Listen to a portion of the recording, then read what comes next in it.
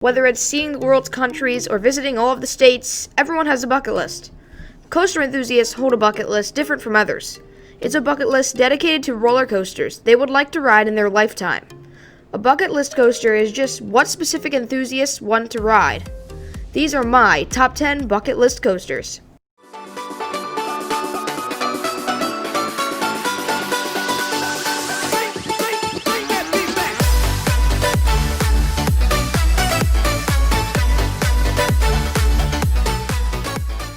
Number 10, El Toro.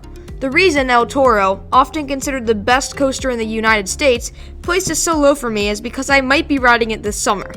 This reason and this reason alone is why it places at number 10, because it won't be on my bucket list for long. Anyways, why is El Toro considered the best coaster in the States? Wooden coasters are usually rough and boring, so why is this one so high on people's lists? Well, El Toro was a prefabricated wooden coaster. Instead of being made on-site like most woodies, it was made off-site. The track was made prior to construction. This caused for a smoother experience and allowed for more intense maneuvers.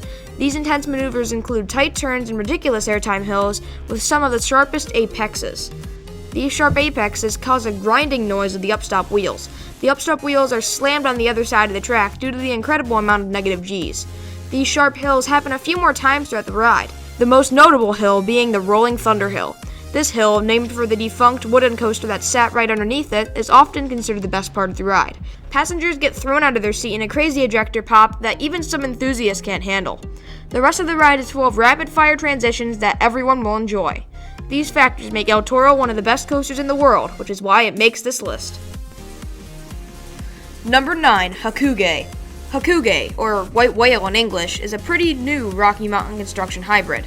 For those who don't know, RMC transforms old wooden coasters into twistier rides with steel tracks. White Cyclone at Nagashima Spa Land in Japan is now known as Hakuge, one of the largest RMCs in the world.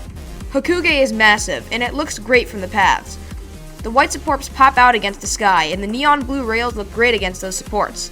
The drop is simply incredible. It actually rises up a little bit before dropping down the 180-foot tall drop. The train twists to the left before diving to the right in a very unique element. More wacky outer banks occur in some absurd airtime moments. The zero-G stall looks superb, as it hangs riders upside down for a long time before whipping them back into the normal position. RMC is the master of zero-G rolls, and this ride is no exception. The zero-G roll looks airtime-packed and out of control, and it looks whippier than most of the others. All of these wacky and airtime-packed elements add up to be one of my most anticipated coasters to hop on. Number 8, Hyperion. This is an Intamin hyper, but it has a pretty wacky layout.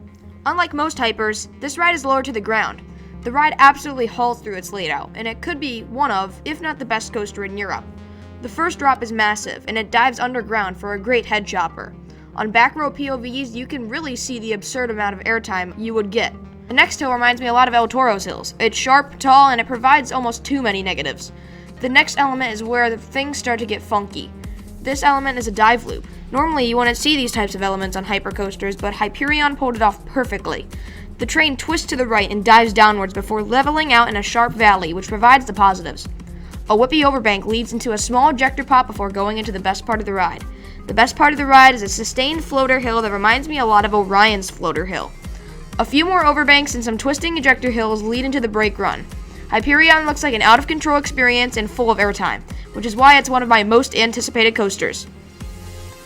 Number 7, DC Rivals. This hyper is also more unique than most, and for one reason, which I will get to in a minute. The layout isn't anything too spectacular. It starts with a twisting drop that provides some great floater and a sharp hill that provides some great negative Gs. A unique element occurs with a non-inverting loop. This element is pretty rare to find. It provides a lot of negative Gs while twisting around in the air. It's a very interesting sensation. A few high banking turns occur before entering some low-to-the-ground hills. The second half is full of snappy turns and a ton of ejector before hauling into the brakes. So why is this ride placed so high for me? If you sit in the back row, the seats face backwards. That means all of these elements can be experienced backwards and in a whippier car. The non-inverting loop especially is a very odd experience backwards. Those airtime hills look better than ever, and you would never be able to expect the snappy transitions, which is why this ride places at number 7 on the list. Number 6, Wood Coaster. A great name, I know. This coaster, located at Night Valley in China, is probably the best coaster in the country. What I think makes this coaster 10 times better is the location. The ride is located on a mountainside, which really messes with your brain. The first drop looks small, but then you go down towards a cliff. When the train reaches the cliff, you take a dive downwards in the biggest drop of the coaster. From here on out, the ride is out of control and full of laterals and negatives. After a massive sustained floater hill, the ride dives down the hill into a sharp overbank turn. GCI overbanks turns are unique because they go through a little airtime pop before turning. The train gains a ton of speed before hauling through two back-to-back slanted airtime hills. These are a weird experience as it provides laterals and negatives into one element. Passengers go through a snappy transition before diving through the station. The rest of the ride is the same as before, many tight lateral turns and crazy negatives at high speeds. What isn't there to love? Number 5, Iron Gwazi.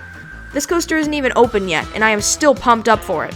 Yes, this is in the US, but I live over 16 hours away from this behemoth, so I'm unable to ride it anytime soon. This ride reminds me of Steel Vengeance, but speedier. The first drop is spectacular. It is very steep, and it has a twist in the middle to whip riders around. The train rockets through an outer bank turn, similar to Steel Vengeance. This element will definitely provide the negative Gs and possibly the best element on the ride. But in my opinion, the best element will be the death roll. This inversion is a downwards barrel roll. It looks incredible as it will gain speed while twisting around in a whippy transition. A very tight overbank leads into a snappy wave turn. Wave turns typically provide great floater, so this one will as well. This ride just has so much airtime, and the second half proves that point, as it has many more twisting negative moments. A 0G stall occurs, providing hang time in this airtime-packed layout. The layout alone should explain why this airtime-packed RMC makes my top 5 bucket list coasters.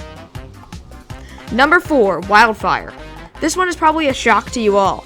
If you watched my recent video talking about my story, you will know that in late 2016, I tried to find all of the best roller coasters in the area. Well, this coaster is the one that I found first, and it introduced me to RMC.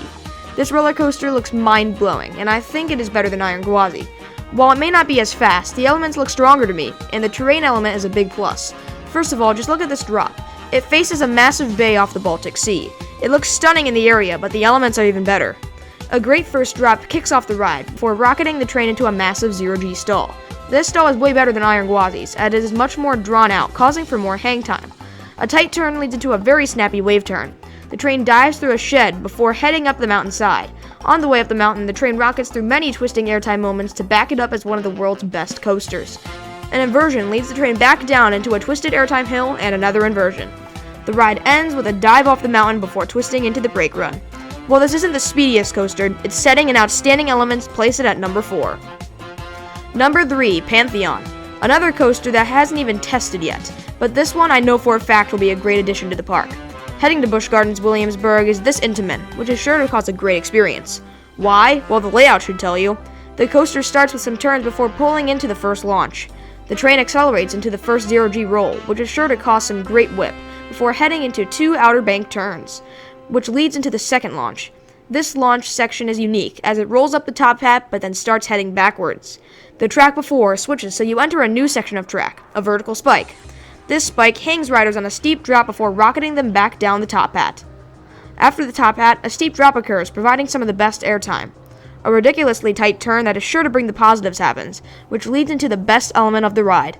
This element is an almost 90-degree outer bank turn. This turn will provide some of, if not the best airtime in the States. Following is a 0G stall, which provides 5 seconds of hang time, which some of the most experienced coaster enthusiasts won't be able to handle. Finally, the ride takes some twists and ends off the ride with a wave turn. Pantheon is an out-of-control experience that I am looking forward to. Number 2, Zadra. It's RMC time once again, this one being the best in my opinion. Zadra, located at Energylandia, is in the same park as Hyperion, and is one of the best coasters in the world. It's like Iron Gwazi, but with stronger and more airtime in Gs. After climbing to a height of 206 feet, Zadra plunges down to earth in one of the best first drops on a coaster, which provides an absurd amount of negatives. Afterwards, Zadra goes into a mini ejector pop before whipping up into an intense turn. This intense turn drops downwards in a sharp ejector pop before leveling out and rocketing through a 0G stall. This stall provides hang time with over 3 seconds of it. The train snaps around into a wave turn, which provides sideways airtime and a very whippy transition.